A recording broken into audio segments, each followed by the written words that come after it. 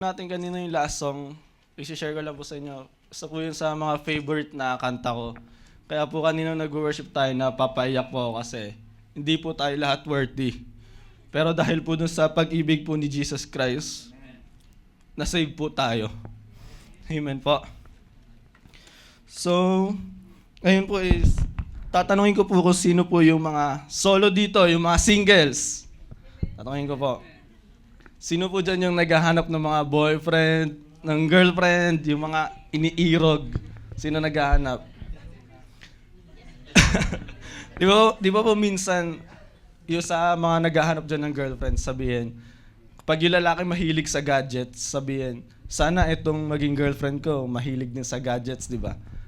Tulad naman po ng mga naghahanap ng boyfriend, sabihin kapag mahilig magluto naman yung babae, sabihin, sana itong babae na maging girlfriend ko is mahilig magluto. Tapos, sino naman po dyan yung mga Gideonites, mga womens, yung mga couples po?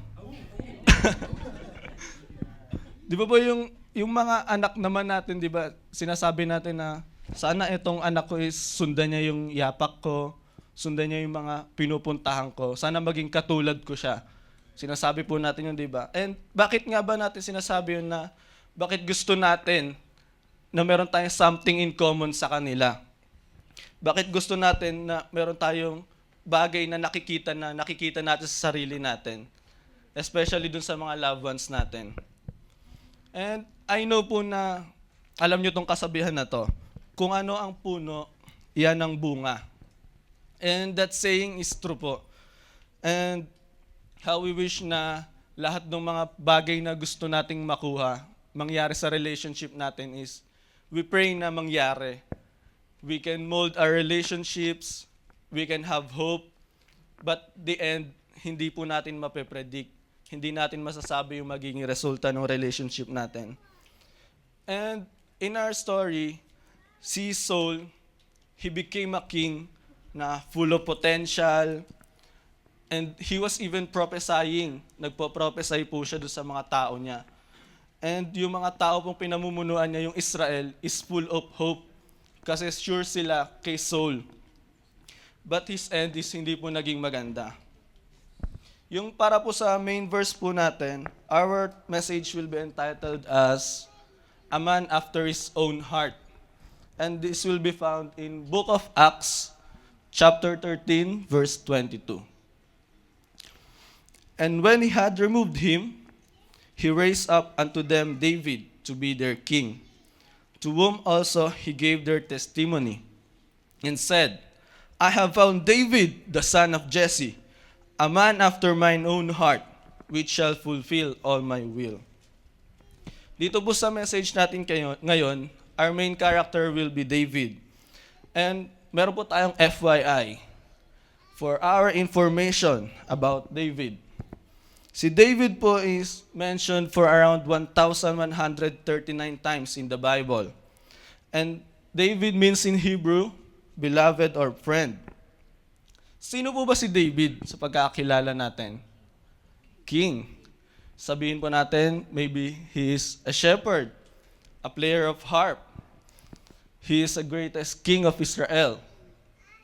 And he is a killer of Goliath. But those things na sinabi po natin is for what our eyes tells us. Yung mga bagay na nakikita natin.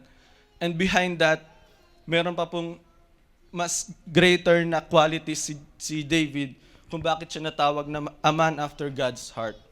Let us pray po. Lord, thank you po sa presence mo kanina, Panginoon, na muli, O Diyos, ay nakaniig ka namin, O Lord, sa kalagitnaan, O Diyos, na aming worship.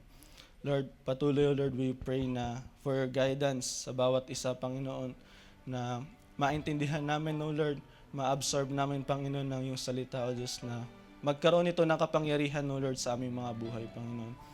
Lord, we pray, O Lord, na yung pangalan mo lamang ang maitaas, ikaw lamang ang makita, O Lord, sa aming message, Panginoon. Salamat po, O Diyos, sa pangalan ni Jesus. Amen. Yung main verse po natin is on Acts, Book of Acts. Pero yung message po natin is will lie in 1 Samuel chapter 16 to 17. Nasabi po kanina na And when he had removed him dun sa main verse natin, kasi po before mapili si David to be the king of Israel is si Saul po muna yung naging king. But hindi po naging maganda yung resulta ng kingship niya because of his disobedience and his turning away from God. And simulan na po natin sa verse 1. And the Lord said unto Samuel, How long wilt thou mourn for Saul, seeing I have rejected him from reigning over Israel? Fill thine horn with oil and go. I will send thee to Jesse the Bethlehemite, for I have provided me a king among his sons. In this scenario po, makikita natin that God is saying to Samuel na, stop mourning, stop praying. Hindi mo ba nakikita, inalis ko na si Saul from being the king of my nation. And dito po, kasi hindi po marunong mag-discern si Samuel. And we should know how to discern. Kailangan po nating malaman yung will ni Lord. And dahil po sa ignorance natin, we could be persistently praying against the will of God. Sabi po sa Proverbs chapter 19, it is not good to have zeal without knowledge. Hindi maganda yung pray ka ng pray, ang init mo kay Lord, pero hindi mo alam yung will ni Lord para sa'yo. Hindi mo alam yung knowledge na sinasabi. And after po nun, pagkarating po ni Samuel dun sa Bethlehem, is sabi po niya, nakita niya yung panganay na anak ni Jesse, si Eliab, sabi, sure ako, ito yung pinili ni Lord. Pero sabi po ni Lord, sumagot siya ngayon, look not on his countenance or on the height of his stature, because I have refused him. For the Lord seeth not as man seeth. For man looketh on the outward appearance, but the Lord looketh on the heart. And nakita po niya ngayon si Abinadab, yung second na panganay ni Jesse. And hindi rin po yun yung pinili ni Lord. And present naman ni Jesse ngayon yung third na oldest son niya, si Shammah. Pero hindi rin. And after that, nung naipakita na lahat ni Jesse yung anak niya, wala, doon yung pinili ni Lord. Kaya nagtaka po ngayon si Samuel, sabi niya, andito na ba lahat ng anak mo, Jesse? Sabi ni Jesse po ngayon ay wala, meron akong bunso doon sa pastulan. And he keeps the sheep. And siya po yung bunso, sabi ni Jesse. And sabi, tumayo ka, tawagin mo siya. Hindi tayo magsisimula hanggat wala siya. And ganun po yung ginawa ni Jesse. Tinawag po niya si David dun sa pastulan. And pagkarating po nila, biglang sumagot kaagad si Lord, sabi, Arise, Samuel, anoint him, for this is he. Sabi po ni Lord kay Samuel. And ngayon po, inanoint na ni Samuel si David to be the next king of Israel and to symbolize na si David po yung pinipili ni Lord to be the next king. Si Jesse po, present niya yung anak niya without recognizing na hindi niya alam na meron pa siyang isang anak, si David, dun sa pastulan. Kasi po yung perception ni David is yung king na hinahanap ni Lord is malakas, siguro macho, matangkad, di ba? And yung qualities po na hinahanap ni Jesse is the same qualities nung hinahanap nila kay Jesus Christ. Kasi yung akala po nila before is yung king na sinasabi nila is yung king na ipagtatanggol sila with sword, with spear. Pero nung hindi po nila nakita yung kay Jesus Christ, kung sino po yung mga tao na nagsabi ng Hosanna, Hosanna, nung nagsasabi ng Hallelujah, sila po mismo yung nagpa-crucify kay Jesus Christ in front of Pontius Pilate. And lilinawin po natin, bibigyan po natin ng diin itong verse 7. But the Lord said unto Samuel, Look not on his countenance or on the height of his stature, because I have refused him. For the Lord seeth not as man seeth. For man looketh on the outward appearance, but the Lord looketh on the heart. Samuel asked Jesse if kung nandun na yung mga anak niya, and di ba hindi nga po present ni Jesse si David, thinking na hindi po posible kay Lord na piliin niya si David to be the next king dahil isa lamang po siyang binata, isa lamang siya nag-aalaga ng tupa, and siguro maybe siya yung pinakamahina among dun sa mga kapatid niya. And Meron pong quote na iniwan si Mother Teresa na sabi niya sa word na yon, "We are like pencil na we don't write unless a hands use us." Hindi po tayo gagawa kung walang gagamit sa atin. And ang binibigyan niya po dito ng emphasis na gagamit sa atin, si Lord. Amen po. Meron po akong tanong, tatlo to. What does our heart look like? Is our heart aligned to the heart of God? Are we so close to God that we can hear His heartbeat? Ito po pag nilay-nilayan natin simula ngayon, habang dinidiscuss po natin itong message natin. Meron po tayong mga points. Nung nag-aaral po ako nito, nauuso po yung hashtag, di ba? Kaya hashtag po yung gagamitin natin. Hashtag dependent on God. Ito po, makikita po natin itong verse na to is in verse 12 to 13. "And he sent and brought him in. Now he was ruddy and withal of beautiful countenance, and goodly to look to. And the Lord said, Arise, anoint him, for this is he.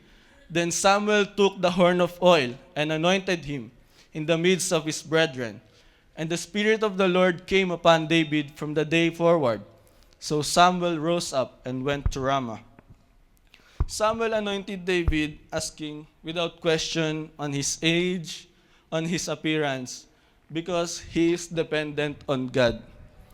And meron pong, sabi po sa Proverbs, verse 5 to 6, "Trust in the Lord with all thine heart, and lean not unto your own understanding.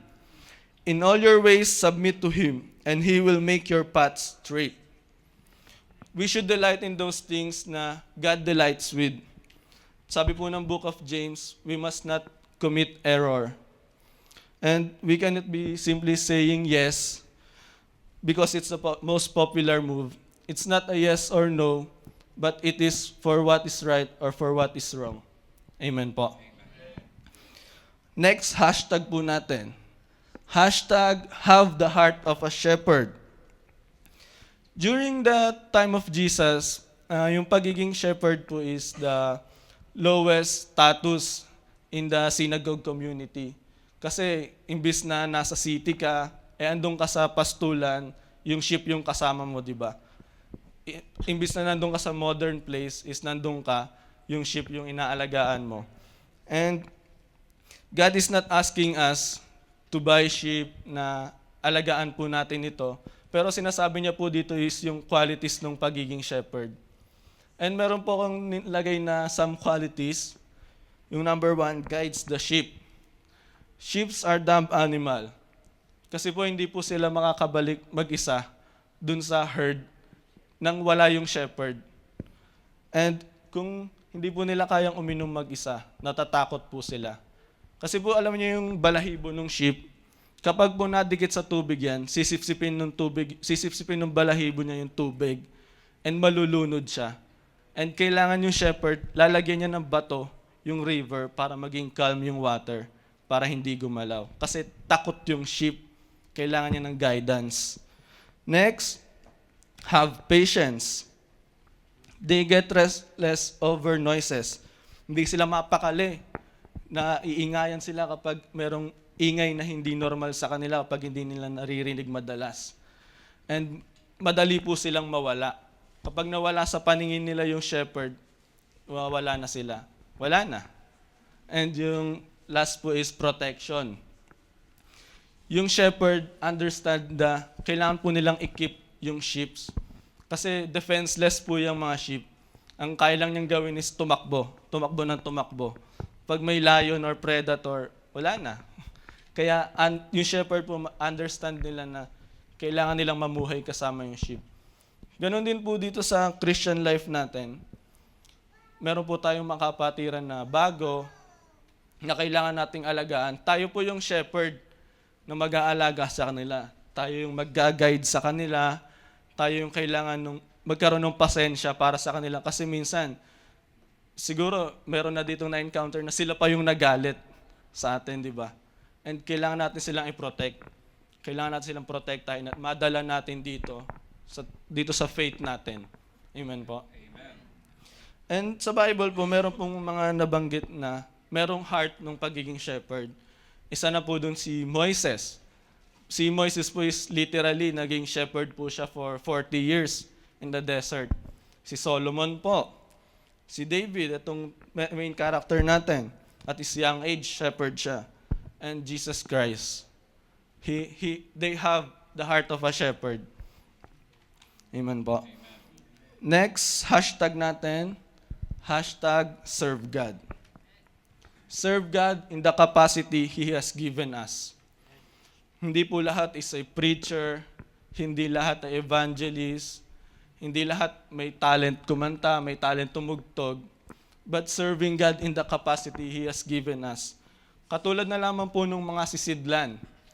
Merong mga sisidlan na ginagamit para inumin. Katulad po niya nasa picture. Meron namang for storage ng mga waters, ng oil. And meron namang sisidlan na wala lang, for decoration purposes lang. Different sizes and different uses. Katulad po ng mga uses natin that were designed by God in such a way na tayo lamang yung kayang gumawa ng particular task.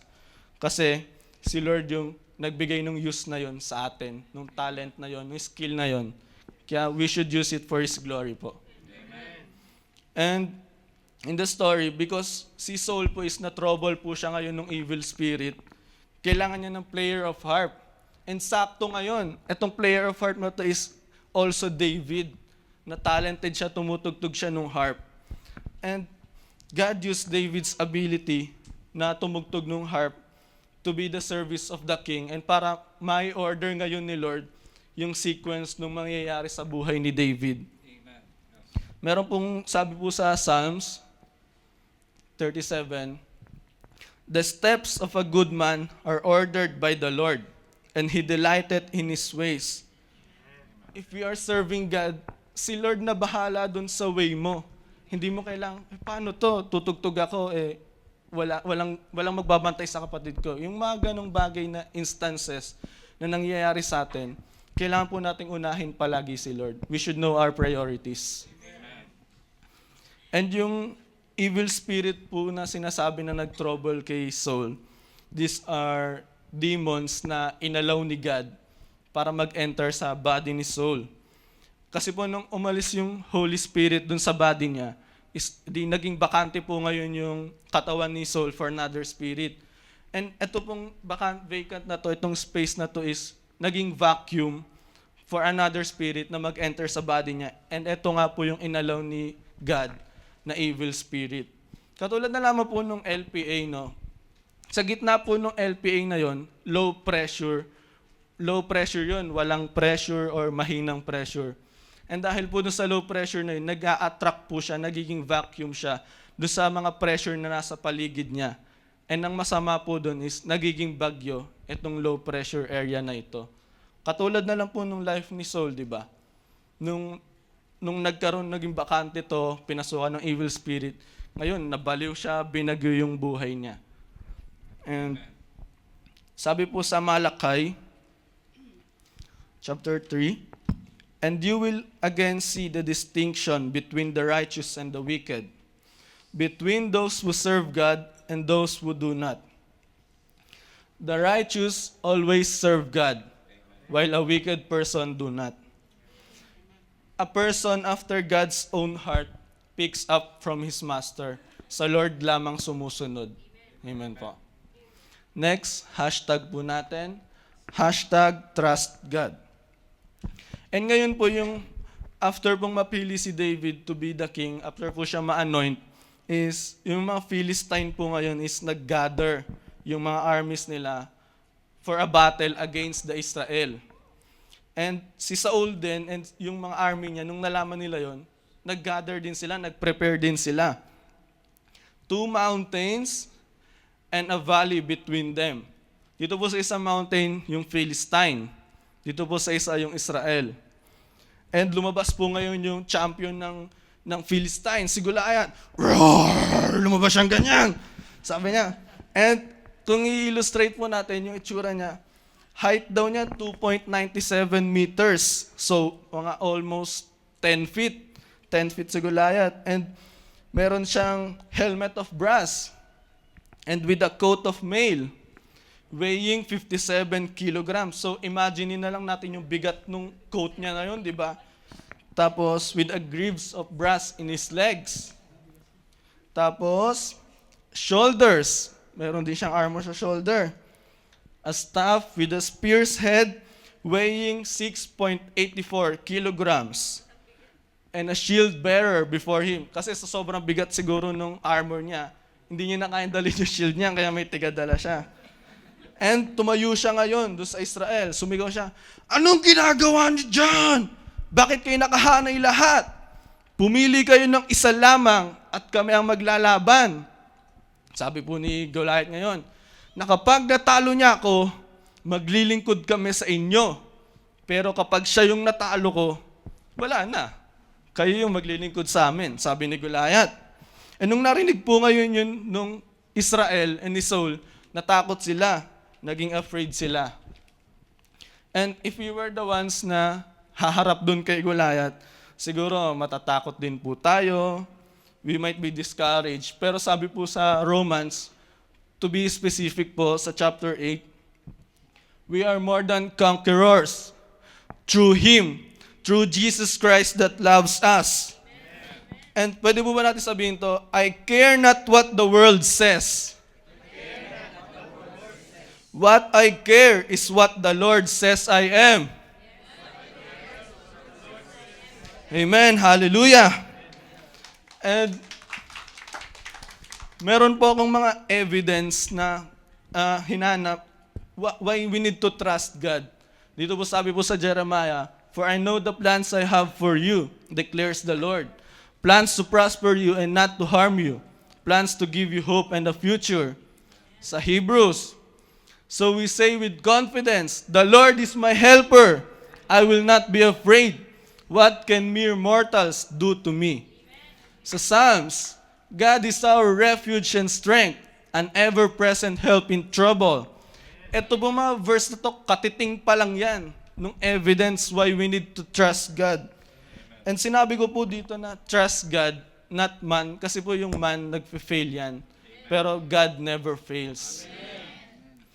And if we were the ones na haharap kay Goliath, meron po tayong mga sarili-sarili nating Goliath, mga problems na nagpapahina sa atin, na parang tila ba na baha na dumadating sa atin na nilulunod na lang tayo. Pero sabi nga ni Lord, kapag dumating yung enemy na parang baha, i-raise niya yung standard niya. Amen. And yung standard niya is yung grace niya. Amen. And nung share ko lang po, nung nagja-jamming po kami nung kapatid ko, kinanta naman yung How He Loves Us. Sabi po dun sa lyrics dun, "If grace is an ocean, we are all sinking." Paano pa kaya kung yung kalaban na yun, yung enemy na yun, dadating na parang baha, i-raise ni Lord yung standard niya, yung grace. Baka pati yung problema na yun, malunod, di ba? Amen po. And saying na si David po is under the grace of God. And we are saying here not trust God. Kasi po yung mga tao is nagpe-fail po yan. Amen. And next hashtag po natin, hashtag obedient to leaders. The word submission po is, yun po yung pinakamahirap lunukin para sa iba. Kasi susunod ka sa isang tao, maybe hindi mo naman kaano-ano, leaders, pagsunod, mahirap iswallow para sa iba. It is a word asking us to be humble. To submit to authority is to be under the authority. And with obeying authority, sa mga law, mga batas, sa mga leaders, or kahit po dito sa church natin, sa ating mga pastor, sa ating mga elders, magkakaroon po tayo ng order. And may I submit to you po na hindi po murder yung mother of all sins. But the mother of all sins is disobedience. Amen po. Next hashtag, hashtag have God's perspective. Sabi po sa Ephesians chapter 2, "And hath raised us up together, and made us sit together in heavenly places in Christ Jesus. Let us imagine ourselves na kunyari po may nagsisigawan sa baba. Tapos aakyat tayo sa building na 50th floor. Pag tinignan natin yung baba, ano yung makikita natin? Parang wala lang, di ba? Pero kung iisipin mo, nagsisigawan sila. And yung kapag iniisip mo, mindset po ang tawag doon. Pero kapag yung nakita mo sila na parang nag-uusap lang, yun po yung sinasabing perspective. And having the same perspective as God, nakasama niya po tayo doon sa taas. Pag po nakita natin yung mga problema natin is maliit lang to. Parang wala lang. And God looks down the earth as filled with His glory, even as water filled the sea. And balik po tayo sa story natin. And nung narinig po ngayon si David po nandun na sa kampo ng Israel nila Saul, narinig po niya ngayon si Goliath. And nagkaroon siya na interest na labanan yon. And dinala po ng mga tao, ng mga armies si David kay Saul. And sabi ni David kay Saul, "Huwag kayong panghinaan ng loob. Ako yung lalaban sa kanya. Ako yung tatalo sa kanya," sabi. Pero sumagot po si Saul, "Hindi mo kaya labanan yung Philistine na yon, si Goliath. Kasi ikaw, nag-aalaga ka lang ng tupa, binata ka lang. Pero si Goliath, yun, man of war yun. From his youth, lumalaban na yun. Pero ayaw pong magpatalo ni David ngayon." Sabi niya, bakit? Ako yung nag-aalaga doon sa mga sheep nung tatay ko. And may dumating na lion and may bears. And kinuha yung isang sheep doon sa mga alaga ko. And sinundan ko yun. Siyempre, hindi ako papayag na may mawala doon. And kinuha ko yung sheep doon sa bibig ng lions and ng bear na yun. And pinatay ko yun. Sabi ni David. And etong Philistine na ito, etong Goliath na ito is parehas lang nung lions and bear na pinatay ko, na nilabanan ko. For he is defying the armies of the living God. Na yung God na nag-save sa akin mula dun sa lions and bear is the same God na magsasave sa akin sa kamay nitong Philistine na ito. Hindi na po makapagsalita si Saul. Siguro na speechless na siya dun sa sinabi ni David. And sabi na lang niya, "Go, and the Lord be with you." And sinuotan po ngayon ni Saul si David nung armor niya. And nung tiyempo na lalakad na siya, hindi siya makagalaw. Sabi niya, "Wag na, hindi ko na susuoto." Tinanggal niya po. "I have not proven this," sabi niya. Katulad na lamang po ni David, yung perspective niya kay Goliath is the same nung lions and bear na na-encounter niya. And dahil nga po dun sa sinabi ko kanina, kung titingin tayo mula dun sa God's perspective, magiging maliit yung mga kalaban natin, magiging maliit yung mga problema na yun na kinakaharap natin sa buhay. And yung si David po, nung sinabi niya na yung armor na, "I have not proven this," sabi po niya, "I have not proven this armor." And nasa isip niya, "But God, I have proven." Sabi po niya. Dako po tayo sa next hashtag natin. #call upon His name. Ngayon po, after nung conversation ni David kay Saul, nagpunta na po siya kay Goliath. And kinuha ni David ngayon yung staff niya, pumulot siya ng 5 na stones sa brook. Ito pong stones na ito ay buhay na bato. And nilagay niya sa bag niya. And nung palapit na siya kay Goliath, nakita siya ni Goliath, sabi niya, "Ano ako, aso ba ako? Dumating ka dito na may dala kang stick?" Sabi ni Goliath ngayon. Pero hindi natakot si David. Sumagot pa siya. Sabi pa ni David, you come with a sword, with a spear, and with a shield. But I came in the name of the Lord of hosts, the living God of Israel, whom you have defied. Etong araw na ito, ibibigay ka sa akin ni Lord, sa aking mga kamay. Sabi ni David. Hindi pa siya natapos. Sumagot pa ulit si David. Sabi niya, "Bibigay ko yung mga bangkay mo sa ibon, sa beast of the earth," sabi ni David. "And malalaman ng buong mundo na mayroong God dito sa Israel. That God can save without a sword or a spear. For the battle is the Lord's." Amen po. Yun po yung main verse, yun po yung main verse natin dito sa call upon His name. And bumaba po ngayon yung Philistine doon sa mountain and tumakbo po siya. Ganon din po yung ginawa ni David, tumakbo din siya. And kumuha po ngayon si David ng isang stone doon sa bag niya and yung sling ginamit niya. Ito pong sling na ginamit ni David is hindi po yung tirador na tinatansya mo, sinisipat mo. Ito parang tsambahan lang to. Kasi papaikutin mo lang. And ayan na, si David kumuha siya ng bato. Sabi, gumanon si David. And nung pagbaba ni Goliath, tinira niya na si Goliath and tinamaan siya sa noo. And ngayon, dahil dun sa bigat ng armor ni Goliath, may dala pa siyang shield, yung bigat ng armor niya, pababa yung mountain, bumagsak siya ng face to earth. Yun po yung sabi.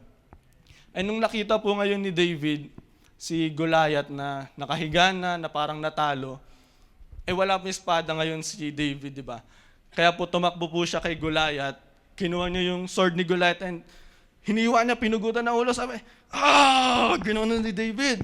And nung nakita po ngayon ng Philistine, yung ulo ni Goliath, natakot na sila.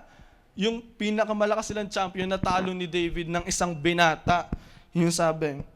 And while nung nakikipaglaban si David kay Goliath is, hindi niya sinabi na, nakikita mo tong muscle ko? Kaya hindi niya sinabing ganon. Pero isa lang ginawa niya. Tinawag niya yung name of the living God ng Israel, yung pinaniniwalaan niya. And ganun din po sa atin. We should know how to call in His name. Not only when problem comes, na kapag dumating yon, but always, even bad or good things na dumating sa atin. Sabi nga po, let our worrying be a worshiping sa mga buhay natin. Amen po. Next, hashtag, recognize to whom we belong. Sa chapter 17, verse 58, and Saul said to him, whose son art thou, thou young man? And David answered, I am the son of thy servant Jesse, the Bethlehemite. We were called to be holy po, and all that belongs to God are holy.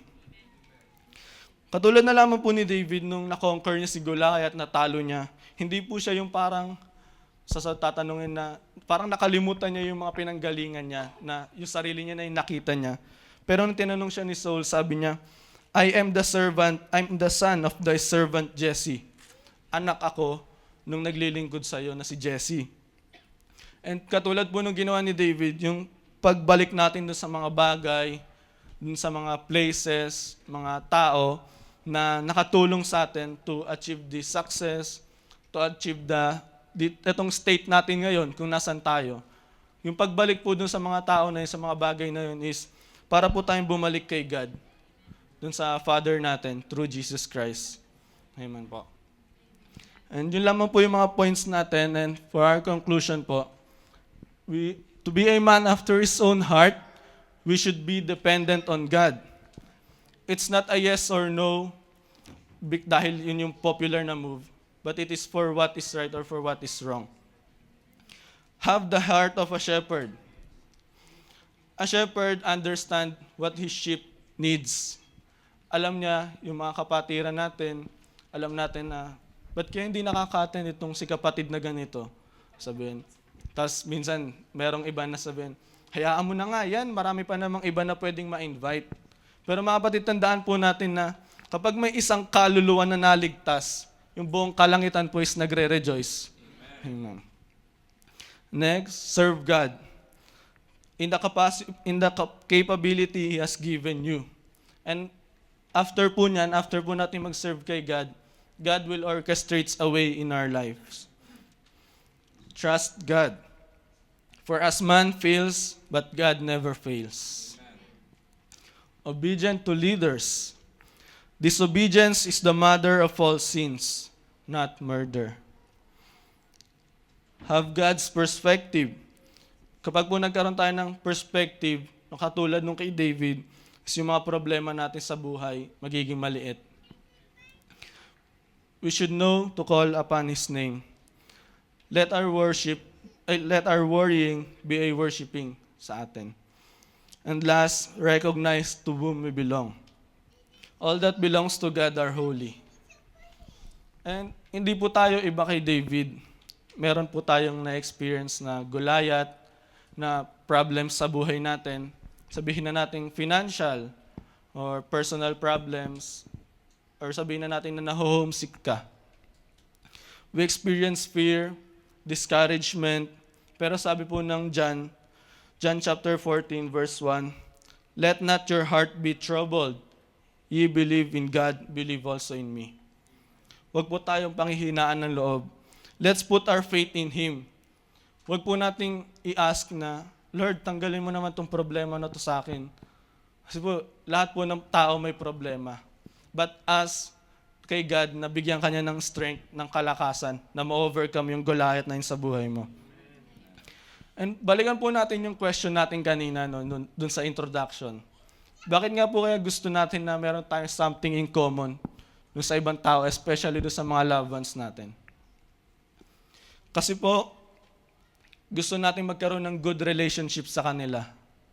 And God wants us to have an intimate relationship sa Kanya.